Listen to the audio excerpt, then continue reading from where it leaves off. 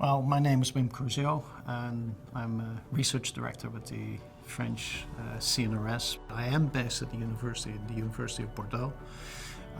The lab I'm in is a mixed lab, as the French system goes. So it's financed by the CNRS and the university together jointly.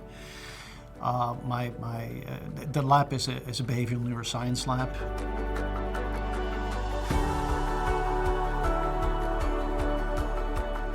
Trained as a behavior geneticist, mouse behavior geneticist, so I work with mice. And I'm interested in the hippocampus and neuroanatomical variations in the hippocampus and the consequences these variations have for behavior, and mainly learning behavior.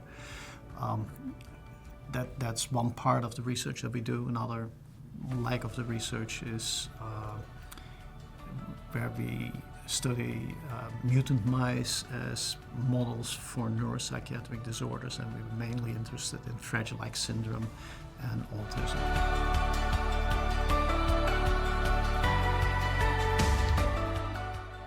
The Fragile X syndrome, it's curious.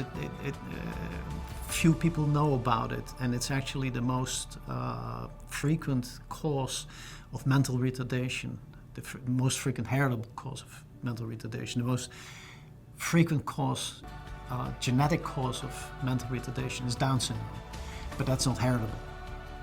It's genetic but not heritable. Fragile X syndrome is a single gene on the X chromosome, and if that chromosome is that gene is affected, then you develop a mental deficiency. And it's mainly boys because it's on the X chromosome. That is the part that interests us in our research, is that about 50% of Fragile X patients are diagnosed with autism. And while in general we don't know the causes of autism, so that makes it very difficult to make a good mouse model of autism, here we know exactly the cause. It's a mutation in a single gene.